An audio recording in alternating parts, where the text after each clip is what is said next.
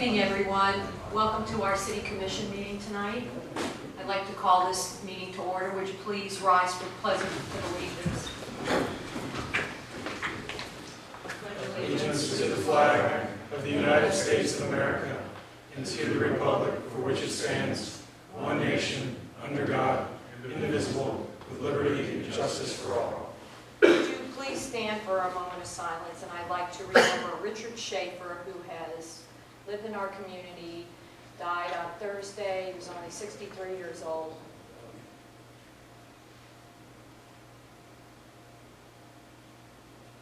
Thank you. Deanne, please call the roll. Vice Mayor Kuchnick, Present. Commissioner Palumba, asked to be excused. Commissioner Robel, Here. Commissioner Hannah, Here. Mayor Commissioner Kennedy. Yes. Our first agenda item is the report of the Pinellas County Sheriff's Department, and I would like to remind everyone that at every commission meeting, every month, 15 minutes before the meeting, the sheriff is here to talk to any citizen who would like to have a conversation with them about an issue. Would you guys like to come forward?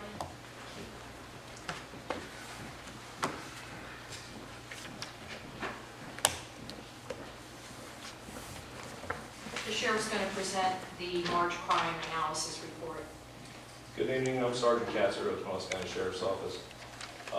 This month, there was as you can see on the front page, there's an aggravated assault which was tied into a domestic situation from people that were visiting here. The suspect was arrested and taken to jail. As far as there's two burglaries, one of which was kind of concerning. The suspect went into a house that was unlocked and got the keys, went out to the car and stole some stuff out of the car. Detectives are looking into it. We've increased patrol in the areas. There was also some other similar instances down in St. Pete. So they have some leads that they're following up on in reference to it. The others were basically, we had a couple unlocked cars they got into, and some packages that were delivered to the wrong addresses when they called them in as thefts. They ended up finding the packages later.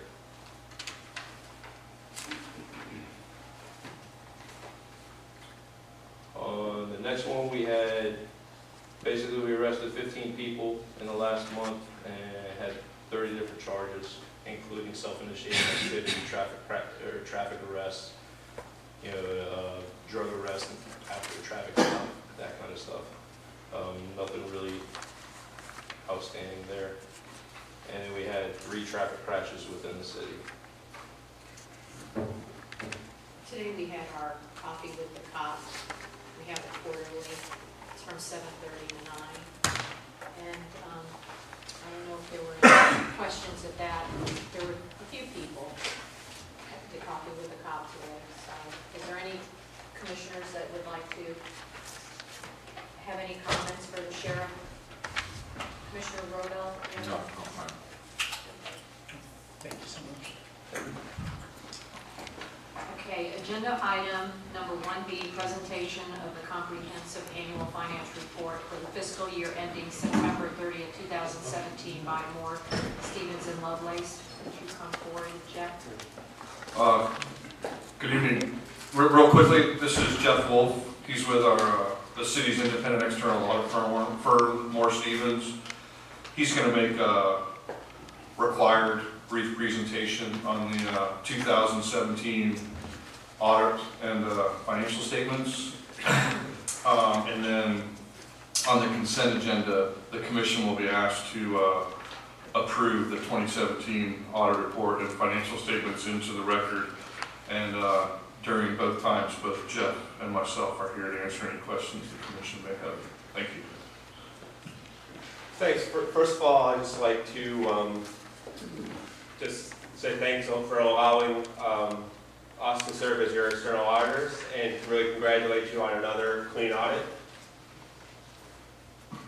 First, I'll cover our deliverables and reports.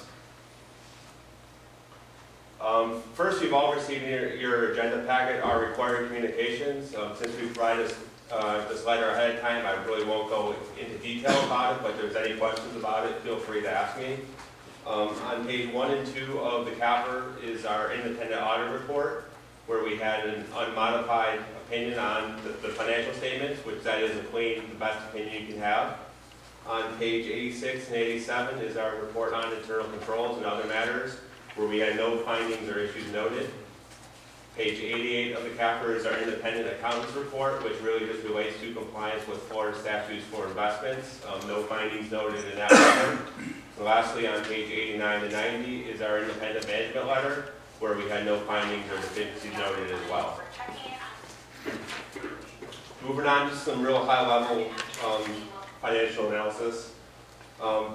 On page 13 and 15 is your citywide analysis, which represents more of a full accrual business type accounting. You can see in your governmental activities, your current ratio did dip this year, but still a very strong, 24.7. Really what that shows is your ability to meet your current liabilities using current assets. Total assets increased slightly due to some capital expenditures, and overall your total net position increased by 0.8 in your governmental activities. And then your unrestricted net position dropped slightly due to some budgeted capital expenditures. Your business type activity is really just your solid waste disposal, which really didn't change too much in the current year. Moving on to the general fund, which is page 16 or 17 of the CAFR, which is your main operating fund. You saw a decrease in your total assets, but again, these were budgeted expenditures for capital projects. You still have a very strong 40% of the unassigned fund balance of your total expenditures, which really just shows your ability to meet your expenses using your unassigned fund balance. You did have a decrease in your fund balance of $1.6 million, but majority, $1.4 million of that was really just a transfer to your sales tax fund for capital projects. So overall, not a significant change in your general fund. Just looking quickly at your general fund budget, which is on page 54 of CAFR, revenues came in slightly under your final budget by $0.2 million. You spent the full 5.7 of your expenditures, which resulted in an ending fund balance of $2.7 million.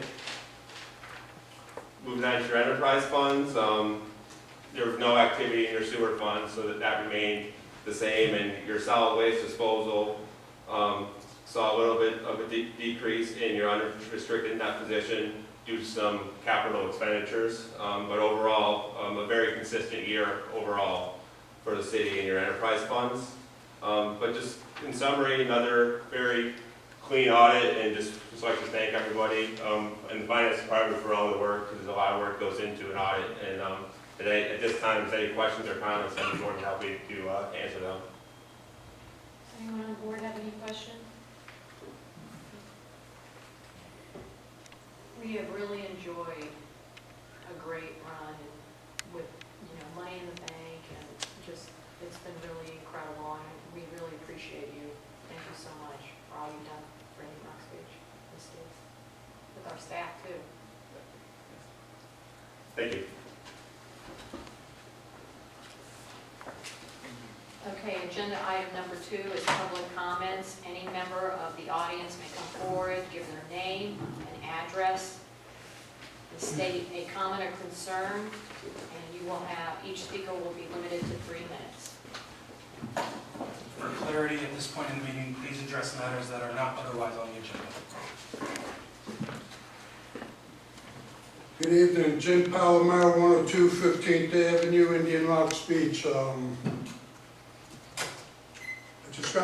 I had dinner with my wife, and I told her about what the attorney was saying, apologizing for, I don't know what, but she said quit procrastinating and do your job.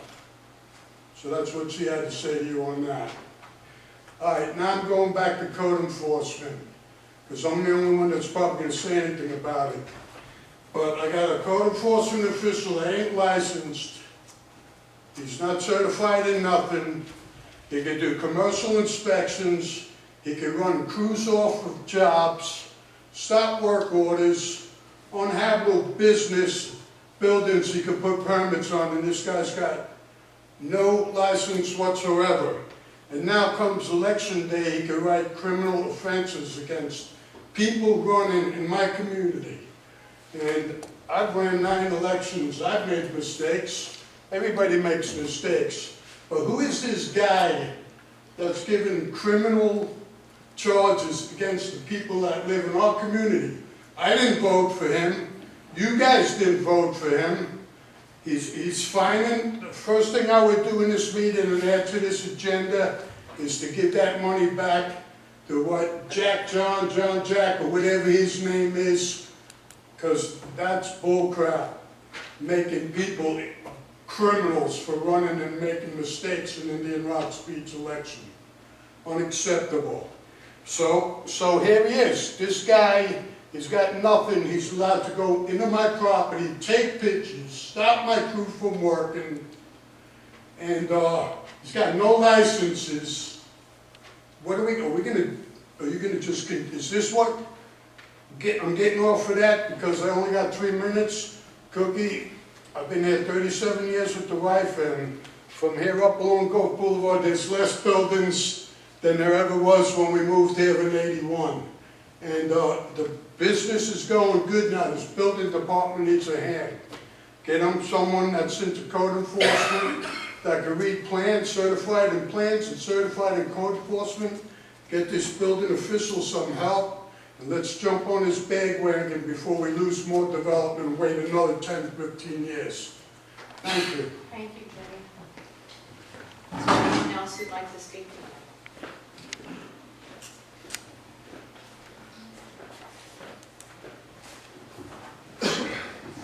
Good evening. I'm Bob Griffin. I live at 375 La Hacienda, and I'm here speaking as an individual today. I've been a boater since age 16, lived here 23 years, and 25 years, excuse me, and had a boat all that period of time. And I've noticed how other cities are decorating their bridges. Downtown Tampa has put lights under their bridges, not just for St. Patrick's Day, but around the clock. Sand Key has not only lit that bridge, but they have another project coming where they're lighting the bridge better, Sand Key Bridge. They figure that the bridges make a statement about their cities. Treasure Island built a new bridge and put their logo on it. I have a copy of that here if you haven't seen it. And I'm proposing that Indian Rocks take steps to put our identity on that bridge. I gave you all copies already, and I gave one to Greg. Greg and I have already communicated by email on this subject. And I've always looked at that bridge and thought how lonely it was, that there's no identity. There's no identity that would benefit Pinellas County, or for that matter, Indian Rocks. When I travel, that bridge is always referred to as the Indian Rocks Beach Bridge. It may be Walsingham, nobody calls it the Walsingham Bridge. It may be Park Largo, nobody calls it the Largo Bridge. It's always been our bridge. And I thought that we should take steps to maybe give the city some identity. I gave you a prototype there. The city logo could be on it or something else. A message about Indian Rocks being the safest beach. You know, this is generic ideas that we threw together literally this afternoon. And I'd just like to have y'all consider taking steps to identify that bridge in a more creative way, benefiting the city and its identity. I have pictures of the Treasure Island Bridge, if you haven't seen it. Their logo is on the bridge, and it's nicely painted. Of course, it's a newer bridge. And by the way, that bridge is coming up on its 60th anniversary. They built the first bridge, which was the 2-lane road. I think it was July, I think, 1958. And then I moved here in 92, and somewhere shortly thereafter, they took steps to build a new double-wide bridge, which they first built the new bridge on the, I think, the south end, and then they tore down the old bridge and built a new one to match. So if you don't remember this or didn't live here then, the 2-lane bridge that's there now was not what they originally built 60 years ago. And you'll read about that in the next newsletter. But anyway, we're coming up on an anniversary, and it might be the time to take some steps, assuming you're interested, to get this done. I have no idea what it would cost or the approvals necessary. As Greg has pointed out, we don't own that bridge. It's a DOT project, doesn't mean it can't be done. Thank you. Thank you, Bob. You got one, didn't you?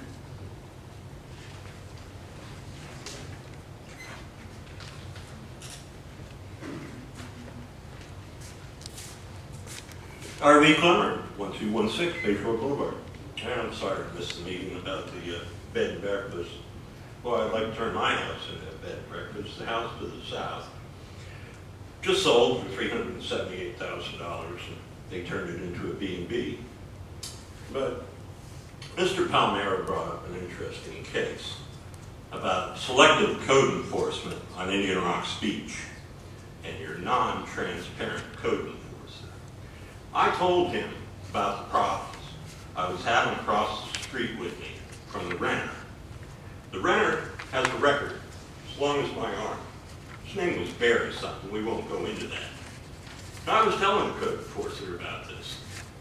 I said I put up those 2 6-foot pieces of fence so the chemically imbalanced renter across the street would not yell obscenities at me.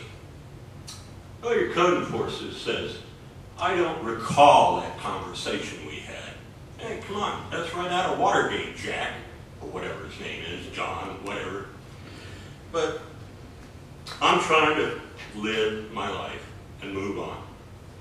Now, I still have that property. And my last offer was $337, and it looks like I'm going to be staying with you people for a little while longer. Mr. Bill Hannon, I had a conversation this morning. I was a little late for breakfast with the cops, where a squirrel tried to blow up my house. He knows all about it.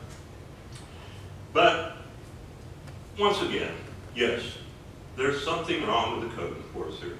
He's 75 years old. Maybe he needs retirement. I have no problem with the new code enforcer. He is a very transparent man. But thank you for your time tonight. And I am available for anything, any commission, anything. Just email me, call me at my home. I'm retired now, so I want to spend the rest of my time on Indian Rocks Beach peacefully. Thank you. Thank you. Is there anyone else who would like to speak for public comments?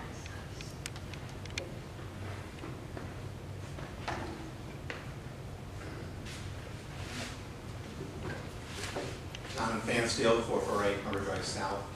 First, I wanted to thank the Sheriff's Department for continuing to inspect cars at night, walking around, seeing if the doors are open. I think that's a tremendous thing after having those 2 handguns stolen on Harbor Drive. I think that's incredibly useful and valuable thing to the community, and I commend them for doing that. I also want to thank the board, our previous mayor, our current mayor, commissioners, and the staff, and the P&Z board for their handling of the short-term rental ordinance. The workshop that you just had, I thought was incredible. You listened to every person come up and talk. People actually took notes about what they said and discussed those and incorporated some of them. So I was just very impressed with the process and the attention that you have given to this subject, and hope to see that in all future subjects too. Thank you. Thank you, John. Is there anyone else who would like to speak?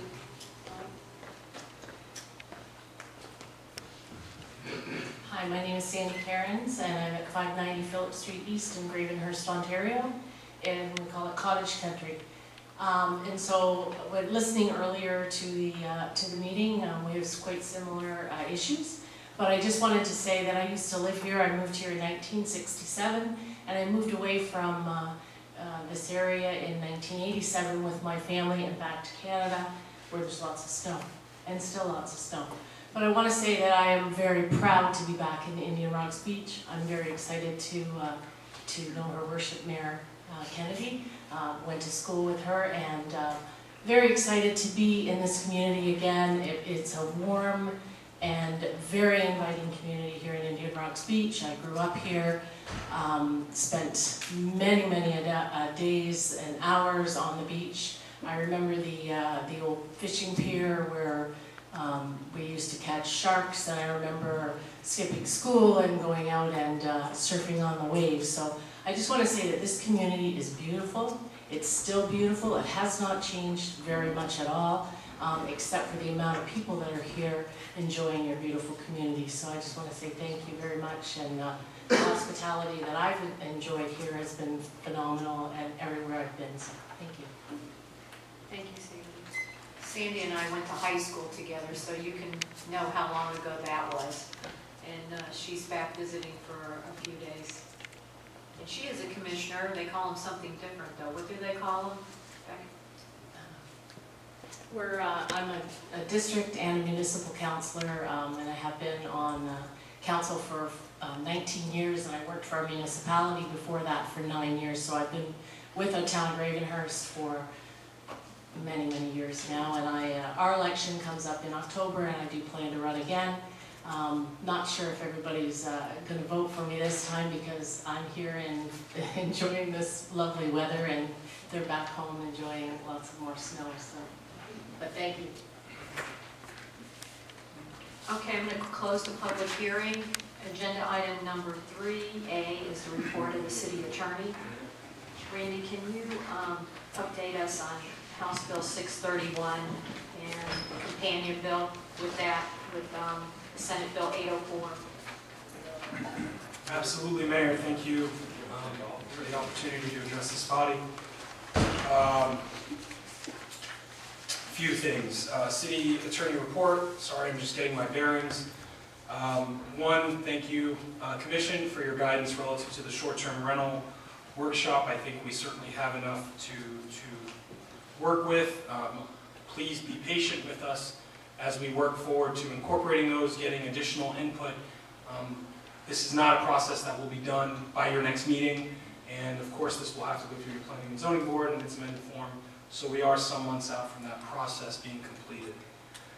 As it concerns this legislative session, our firm has managed or has monitored the legislative session. At the conclusion of session, we provided you with a 26-page memorandum discussing the different things that were of interest to municipalities and their progress. Interestingly, 23 pages of that memorandum is what didn't happen. A lot of what was most interesting in this session is what didn't happen. Per the comments made in the previous workshop, I will say that I think a lot of that has to do with the political will and time and energy that went into putting forth a statute following the tragedy at the Marjorie Stoneman Douglas High School. I think that we might have seen a different legislative product all around work for the deliberate efforts that went into that.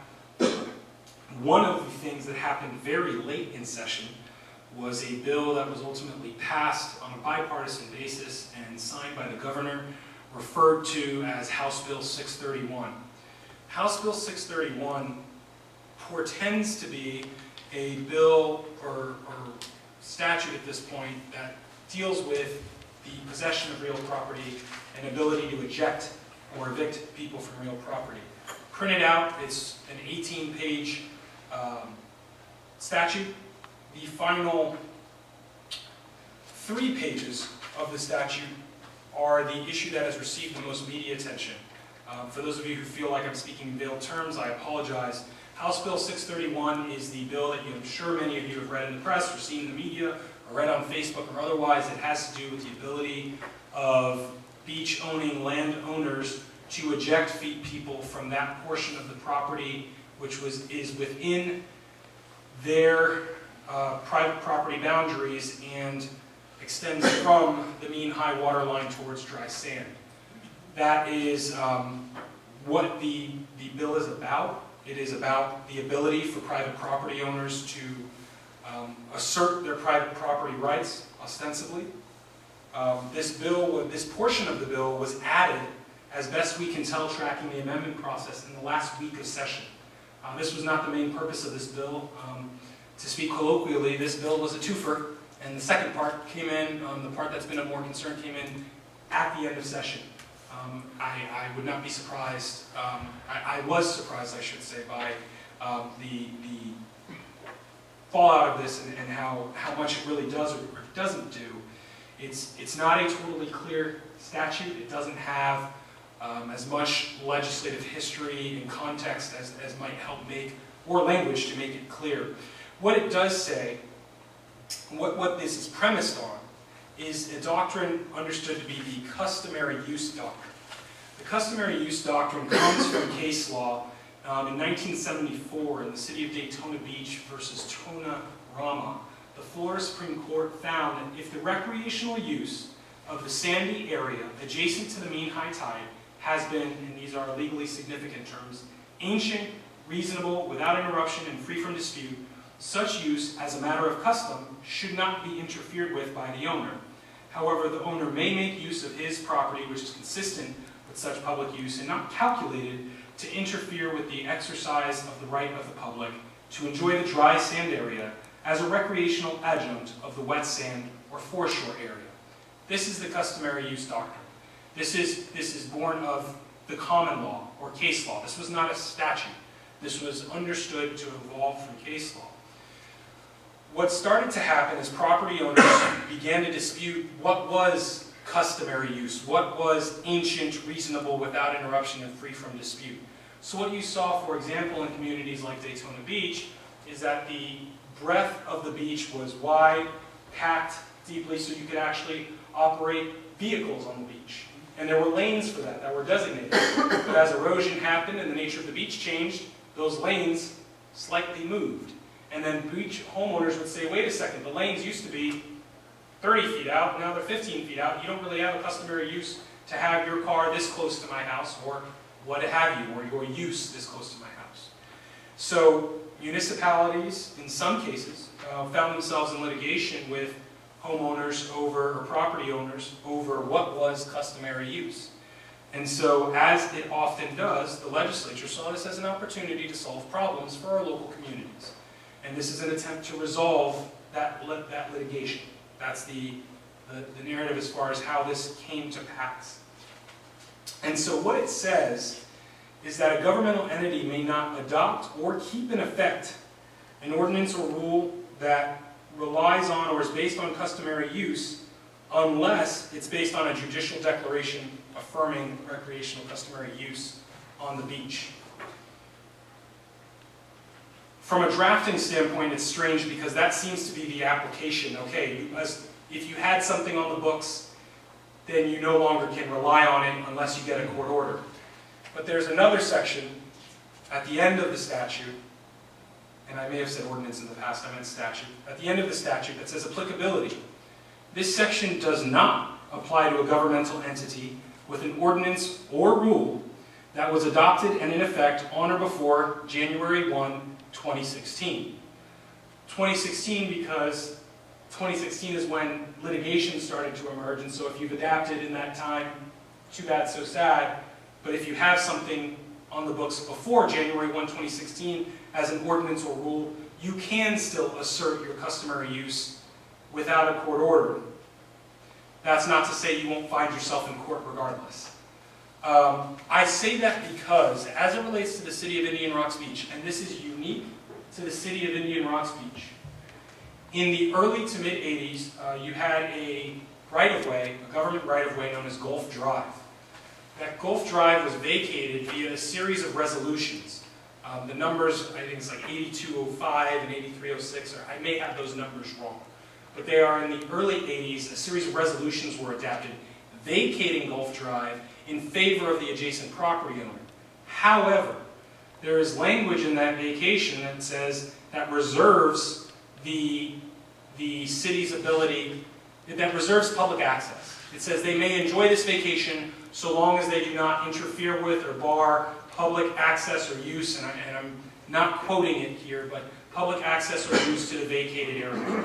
So as it concerns the portions of the city's beach which are covered by these resolutions, and it is a large majority of the beach, and as it concerns the area that was Gulf Drive, we do have a rule, we may have a rule, that predates January 1, 2016, that adds protection that your neighboring beach communities may not have. I will tell you there are gaps in the land as it relates to those vacations. Staff and myself continue to try and figure out if those gaps are because there are other instruments that vacated that right-of-way with similar reservations, or if it was a deliberate decision to not include those areas. We are still working to determine that. As you might imagine, records from the 70s and 80s are not quite as readily available as we've become accustomed to today, or as easily searched if you don't know precisely what you're looking for. And so that is something we're looking at. That said, I cannot tell you we won't find ourselves in litigation. What this statute does is it says, absent a rule before January 1, 2016, or judicial declaration, what the city will have to do is provide notice to all homeowners it intends to affect by this, and I want to use the language of the ordinance. The governing board of a governmental entity must, at a public hearing, adopt a formal notice of intent to affirm the existence of a recreational customary use. It has to identify, and there are very specific requirements of this notice, the specific parcels of property or portions thereof upon which a customary use affirmation is sought, detailed, specific, individual use or uses of the parcels, and each source of evidence the governmental entity is relying on. So this is an evidentiary process. It creates basically a new cause of action beyond that. Once it's provided the public notice, then within 60 days, the governmental entity must file a complaint for declaration of recreational customary use. For those of you familiar with litigation, it's a declaratory action. You are filing with the court to adjudicate the rights of the parties. What's interesting about this is it creates a mandate for the courts that there's a new cause of action they're going to have to hear, and it doesn't necessarily fund that. It doesn't make clear how that'll be addressed, whether the city will have to individually sue each property owner that might, if the city were in this posture, that might fall within this. How would you prove property to property to property when you have 1.5 miles or 2 miles of beach to address? That can be very document intensive given the specificity. I want to say more broadly, I think there are protections for the city of Indian Rocks Beach that other communities here might not enjoy. We are still working to digest this, as are other communities. There was a memorandum circulated to the commission that added analysis as it related to beach restoration. In that memorandum, which was produced by Debbie Flack with the, I'm trying to find the source, the Florida Shore and Beach Preservation Association, that says any beach restoration, nourishment, or erosion control project is part of the state's beach management program and must have an erosion control line. And once an erosion control line has been established, the ECL, the erosion control line, replaces the mean high water line and the common law no longer applies. So there may be, the beach renourishment program may operate to limit the functionality or breadth of the private property owner rights that are attempted to be protected in the statute. I feel like I've been talking way too much tonight. I'm not going to go in any more depth unless you folks have specific questions for me. Takeaways, we continue to analyze this. My office has put together a memorandum I intend to circulate, and I hope to incorporate some of the analysis done by the other attorney resources that we've been provided. I'm happy to answer any questions you have. If you're wondering why you haven't seen anything yet, the effective date of this ordinance is July 1, 2018. We're not there yet. At that point, what you may see in some communities, IRB or otherwise, are people cordoning off portions of their private beach, or putting up signs, or attempting to trespass or eject people from their private property. And that's not something people are accustomed to seeing on the beaches. It may change the character or experiences people are customarily used to seeing it in this beach and others. And I'm happy to answer any questions and apologize for the rambling length of that explanation. Are there any questions for the city attorney? Okay, report of the city manager. Good evening.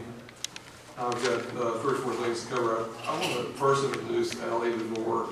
Allie and I met, come on up, Allie. Allie and I met several weeks ago. This is a real neat IRB story. It's a group of parents, mothers, who got together and they started basically an environmental group for kids. And we've partnered with them. They needed a place to meet. Since we're trying to encourage environmental awareness, I've offered the auditorium on occasion for them to meet the kids that are involved in their growing organization. But welcome, Allie. If you'll tell the commission about what you're doing and what you're working on. Thank you. Well, we're excited to be part of the community here, and we're really thankful to some of you who have already shown us support, and the city who is supporting us and sponsoring us. It's been a huge help in getting us started. So we've already had a couple meetings. The first one was with the kids. We bring in a local expert and they taught the kids about planting trees and the kids got to do that. And then we were part of Green Fest where we introduced ourselves to the community and got to sign up new members and just were shown a lot of support in general. So moving forward, our schedule for the year, we are going to start in April here. We're going to go to the community garden, and the way we're set up is every other month we'll have a different environmental topic that we learn about, and then the following month we'll go out into the community and do either a service project or a community event that's related to that topic. So in April, we'll be learning about gardening in the community garden from Trish Birch, and we'll get to plant in 2 garden boxes that were donated to us. And then in May, we're hoping to host a compost bin learning and making event for our members and for the public, so someone can come and do that, learn about that, take it home. We're also doing Beach Fest in April.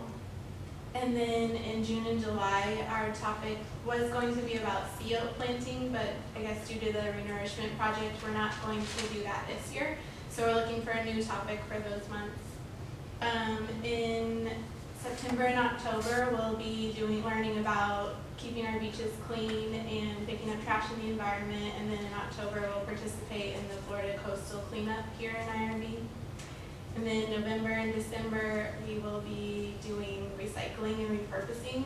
So learning about that at our meeting. And then in December, we have the ideas of either doing a city recycling drive or possibly setting up recycling bins around the city that could be for things that people can't recycle at home. So styrofoam, plastic bags, things like that we can help operate.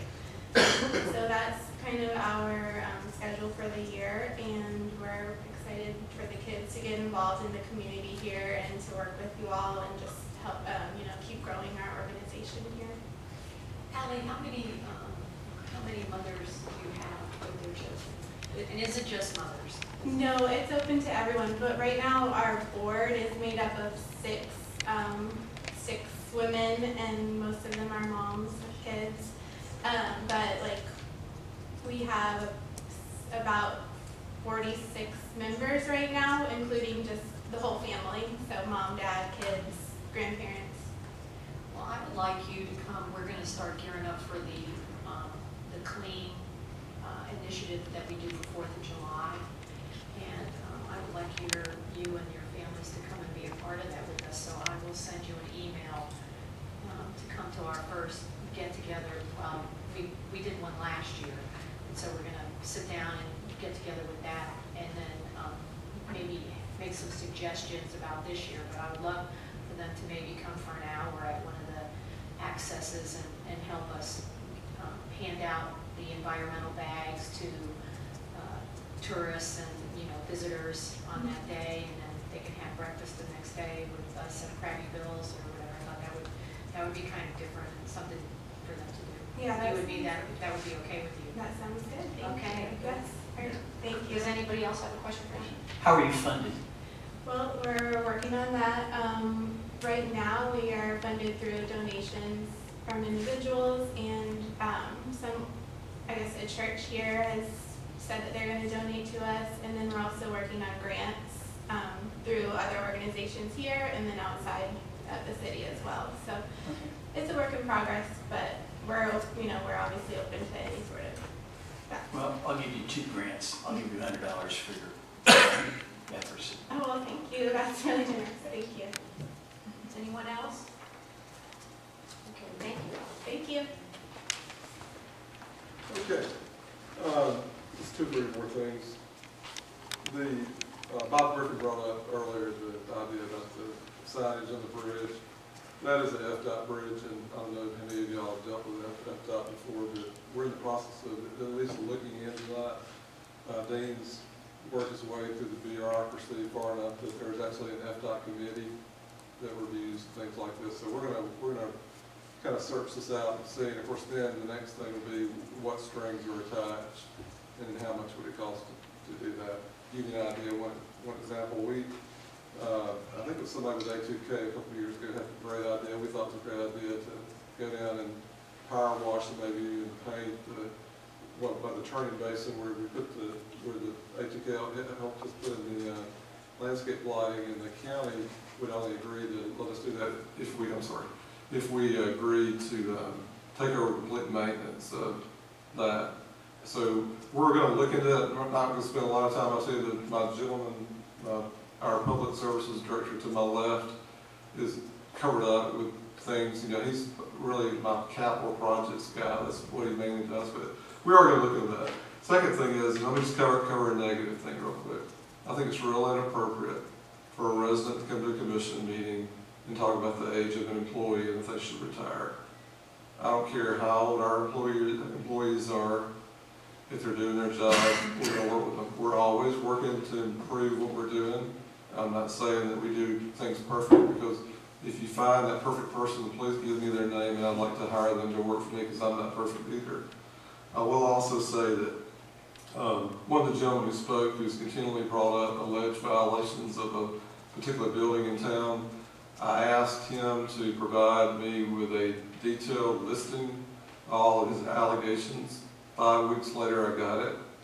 About 2 weeks ago, a week and a half ago, I had a meeting with the city attorney, code enforcement person, the building official, Captain Liner, who's with the sheriff's office. We went through every aspect of his letter. You'll be receiving a letter in the next few days where we're responding to each and everything that you brought up. So I just want to straighten that out. On a project, I want to give you an update about the Guff Boulevard undergrounding project. As the commission and the public knows, this has been something that's the city's waited for years to start. That's the undergrounding of utilities on Guff Boulevard.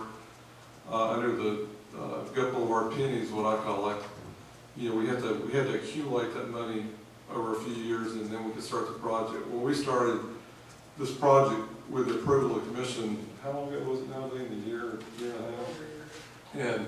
And I would say, bragging on Dean again for a minute, you know, one of the things I told you at the last meeting is that part of the underground project is that we had to acquire or get the signature of about 30 different property owners, and those could be condominiums or they could be individual owners, to put small transformers that you have to put in the ground.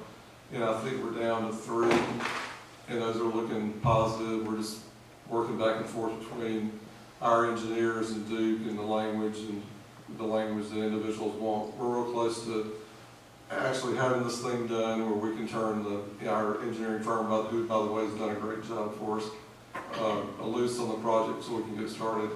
Once we start, it's going to be a lengthy, messy, we're not going to enjoy project. Anytime you dig a hole in the ground and you can do all the utility locates you want, when you dig a hole in the ground, you find things that you didn't know were there. So this is part of it. I think most of y'all were here when Indian Shores did their project, and there's just things that happen.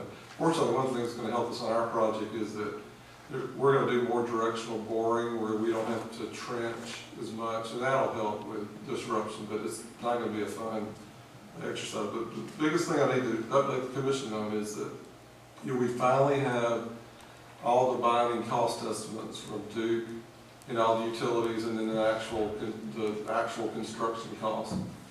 And the one thing I need to make sure that I update you on is that the original intent, based on the money that we had that came through the county from the penny tax, was that our goal was to try to begin at Indian Shores and go as far as 7th. When all the numbers came in last week, based on the actual locked-in prices of what it's going to cost, what we're going to be able to do is we're going to be able to go from Indian Shores just north of the intersection at 5th. And the other not-so-good news is, in order to do that, we're going to use not only the money that the county gave us, or was allocated through the penny, the Guff Boulevard penny, but if you recall, if you remember reviewing and approving the 5-year capital plan, there was $350,000 in the budget for the Walsingham, where you come across the bridge and the main line that comes over.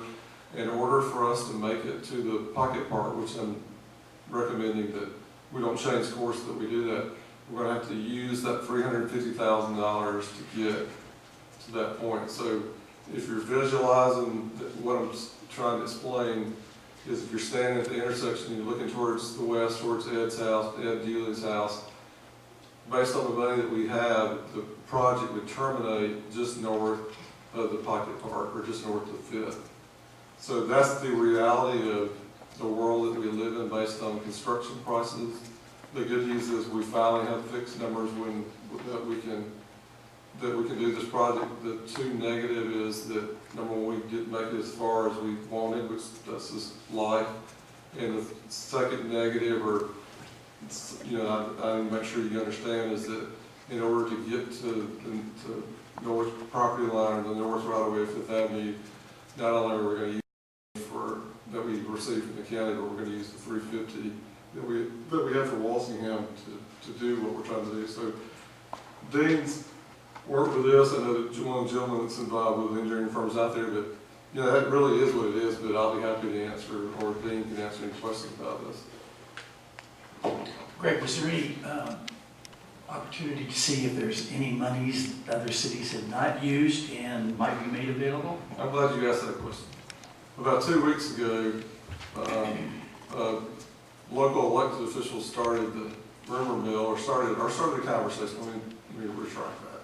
Started a conversation that there were supposed cities that had gutful of our penny money left, and that maybe other cities could get part of their allocation to use towards gutful of our wealth. That perked our attention.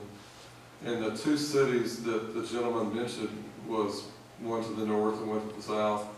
So I reached out to administrative people in both of those towns, and of course the first response I got was, "Where'd you get that information?"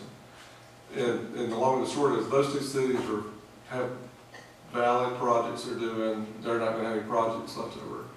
And then I kept hearing about more money. I actually went to the source of the person who was saying there was other money that was available, and in fact, Dana and I were at lunch where we were talking with this person, and the gentleman said, "Well, yeah, we hear that y'all have a lot of money left over, that's going to go to the pool." And I said, we need more money. We don't have money to give. So if you've heard that, that's not an accurate statement. So the fact is, we're locked into what we have. And that's our allocation of this round of penny money, and in order to, and that's what I'm recommending to y'all we do to make it to the north of Fifth, is we need to use that 350 to get there. Any questions for the city manager?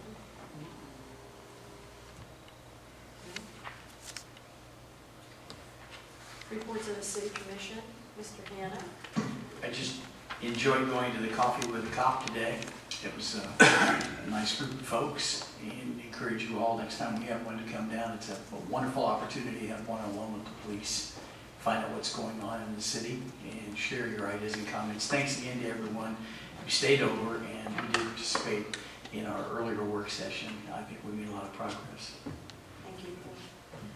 Commissioner Robel, No report. Vice Mayor Hopnickel. Sure. I wanted to commend Dan on the CAFR. I know Greg and you both worked very hard on getting that done and submitted, and thank the auditors for all the work they did. I know it's not a simple thing to get the audit done.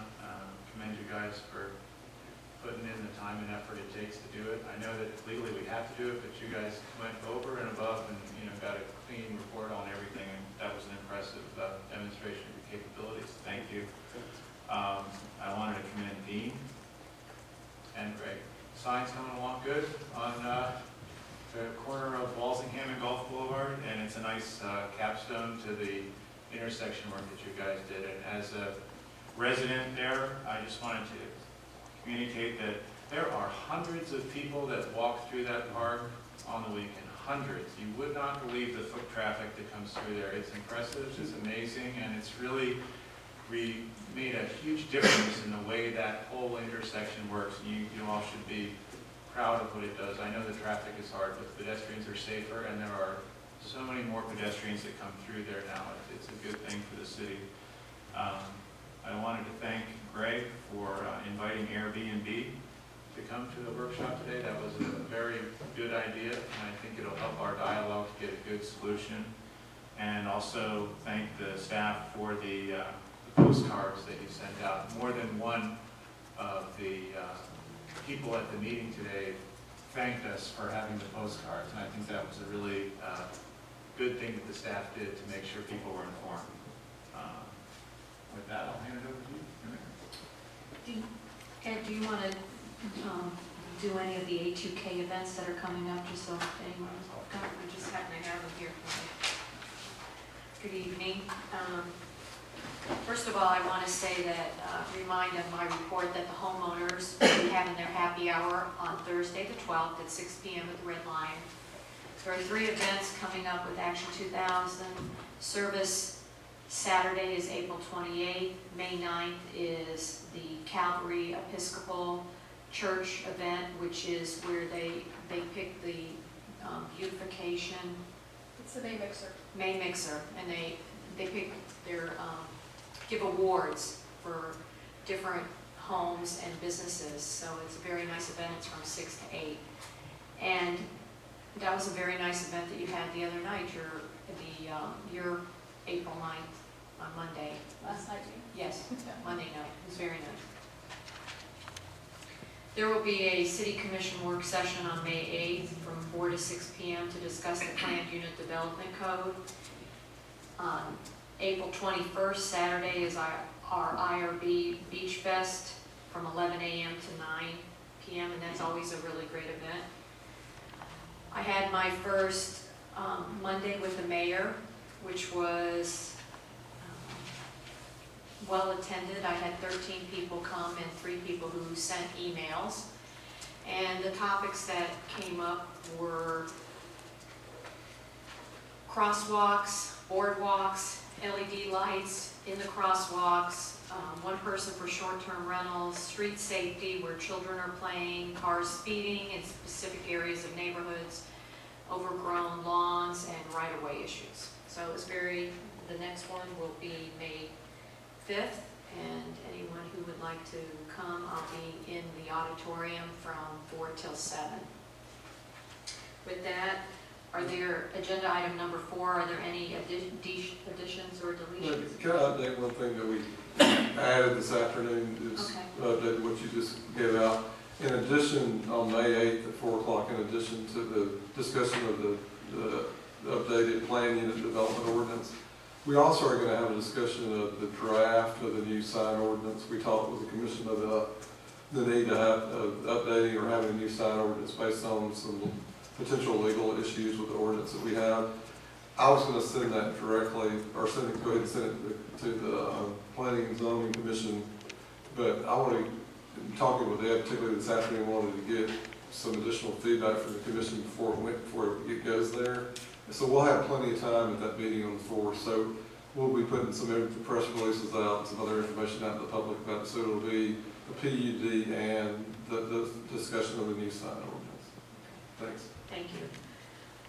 Are there any additions or deletions? Just a question, if we could have a quick discussion about the visioning sessions that were mentioned earlier in the year, about potentially discussing if we could talk about maybe scheduling something like that. If we could add that to the agenda. Is that okay with everyone? Sure. Okay, that's fine. That'll be, It'll be 9/8. 9/8. Okay, that's fine. Okay, agenda item number 5 is the consent agenda. Randy, would you please read the consent agenda by title only? Consent agenda, there are items A through F. Item A, approval of the March 27, 2017 regular City Commission meeting minutes. Item B, setting the dates for the City Commission budget work sessions and public hearings for fiscal year 2018-2019, operating budget and capital improvements budget. Item C, accept and file the comprehensive annual financial report for fiscal year ended September 30, 2017.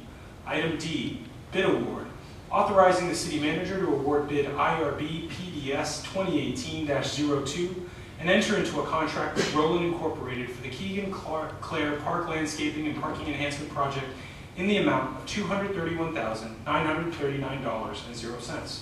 Item E, proclaiming May 20th to 27th, 2018 as National Public Works Week, the power of public works. Item F, proclaiming May 6th to May 12th, 2018 as Women's Lung Health Week. This has been a reading of items A through F on the consent agenda by title only. Is there a motion to approve the consent agenda as submitted? Motion to approve. Is there a second? Second. All in favor? Aye. Okay, motion carries. Agenda item number 6A is a ABT 03 2018 COP alcoholic beverage use designation for Black Dog Black Cat LLC doing business at Chicago Jack Pizzeria and Tap House. Randy, please read the title of, well, I guess I read it. I would just complete, located at 1511 Gulf Boulevard, Unit 4, Indian Rocks Beach, Florida, and legally described as Indian Rocks Re-Revised, Block 26, Lots 5 and 6, parcel number 01 30 14 42030 026 0050. This is a quasi-judicial hearing. As a reminder to this body, when you are in a quasi-judicial posture, you are applying the facts or criteria established in your code rather than making a legislative finding or determination. With that, will anybody who intends to offer any testimony or competent substantial evidence before this body, please stand and raise your right hand, inclusive of city staff? Do you swear or affirm that the testimony you are going to give before this body is the truth, the whole truth, and nothing but the truth? Yes. Thank you. Mayor, I attended the meeting. Before I continue, has anybody had any ex parte communications with the applicant on this particular application? No. Let the record reflect all have responded in the negative. Has anybody done a site visit? Well, I don't think that's appropriate in this context. We're not talking about a structural issue. With that, I attended the meeting. Back to you, Mayor.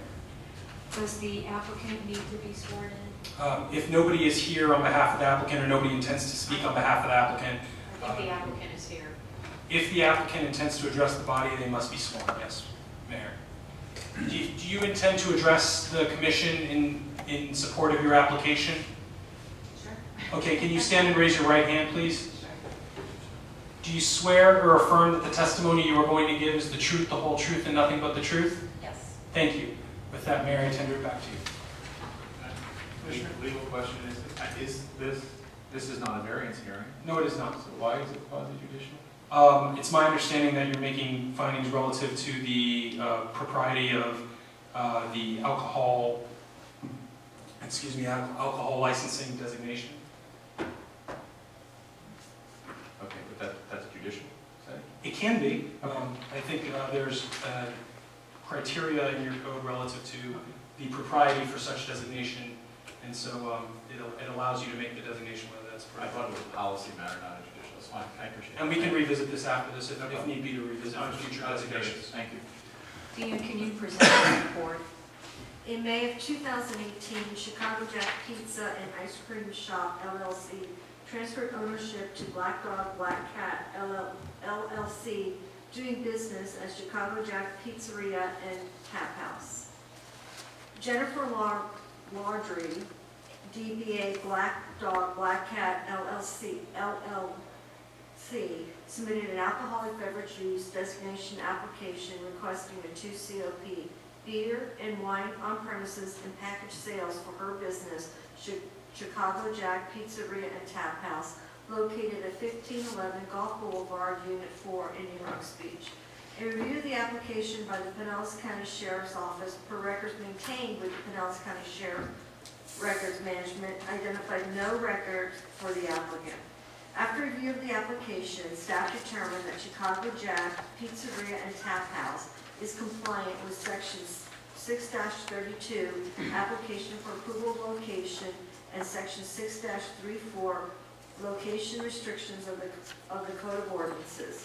Staff recommends approval with the following stipulation: repeated or intermittent nuisance activities and/or unlawful noise levels originating from the establishment or the parking area shall result in the revocation of the alcoholic beverage designation.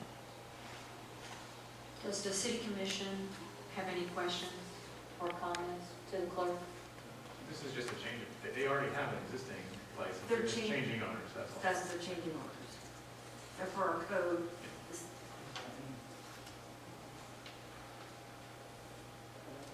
Commissioner Hannah, are you okay? Mhm. Okay. Good. Do any of you have any questions for Jennifer? The applicant? We would wait till the applicants had an opportunity to, it would be the applicant Oh, would have an opportunity. For the clerk. Does the You applicant can have have any? any comments for the clerk? So at this time, the applicant would now have the opportunity to offer testimony there. Would you like to come up? You do not have to if you do not want to. It is entirely your prerogative if you have anything else you think this body needs to consider to determine the issue.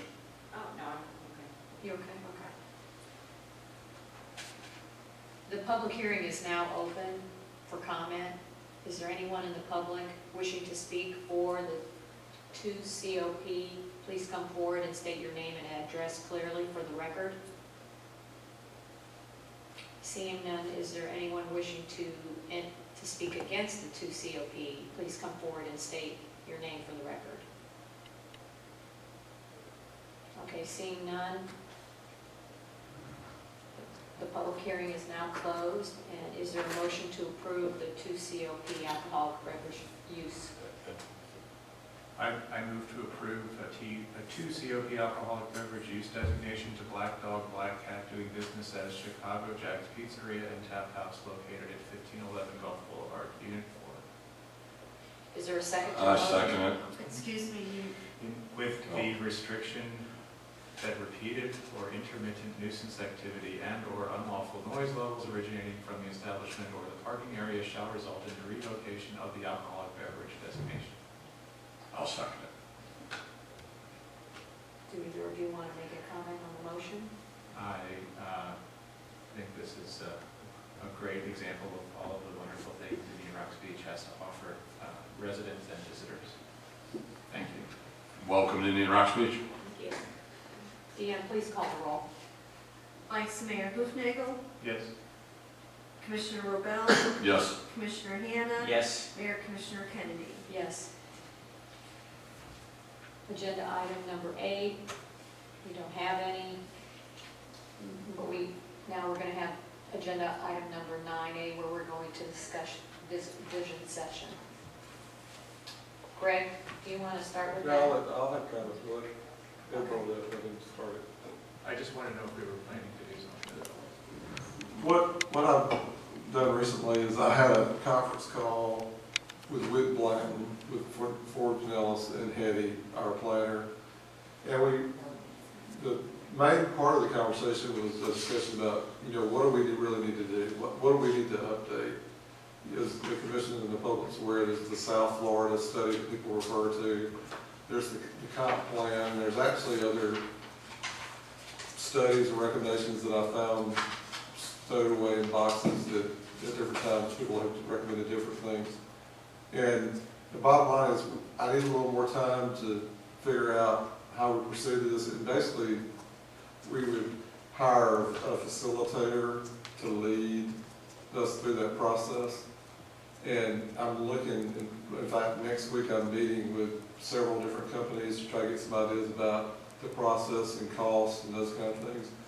So my belief is that it's on the horizon. We probably, since I'm a planner by degree, budget some money to do this because the folks that are in this business don't do that for free. And I would say there was a comment made at one point that maybe Whit would come in and just volunteer his time and help us do this. He's not have time to do that.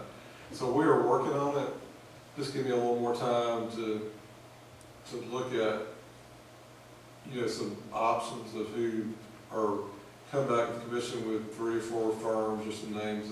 But that would be the way to kick that off, because you would be really taking the South Florida study and working with a professional in the community and the commission and the planning commission, everybody in the community, to look at that plan and throw out the things that we know we can't use, look at what we have, and really try to wind up with a plan that's based on reality and what the public wants. And that may require, based on whatever comes out of that, may require the need to update requirements like in the land code and update the comprehensive plan. So we're working that direction. If it just be a little patient, kind of like Dean, I've got things up to here at the moment, but it'll be part of, at a minimum, it'll be part of the budget that I'm working on and figuring out the math. And I've already had conversations with Julie, which Ed knows Julie, and I've had conversations with the homeowners. I know Cookie's had conversations with folks about those two groups, particularly partnering with the city on maybe the financial aspect and also being critically involved in like the process. So in my ramblings, that's where we are. If you just be a little patient, we're working, we're getting there. But one thing that I want to make sure is when we discussed this last, one of the things that I wanted to make sure I had clear in my mind, although I have a planning background, was with the varying, the documents we have, the comp plan, the land code, the South Florida study.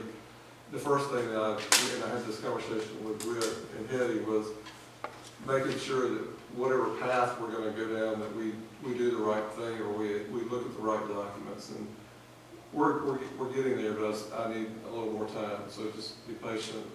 We'll get there. And if y'all have any other suggestions or comments of things you are looking for, I'm open to that. But I think I've got the right people working with me and giving advice that are planners that know how to get this done, particularly Whit has a lot of good contacts with people that are facilitators and all, so that's what we're working on. Is there any questions for the commission? Okay. Thank you.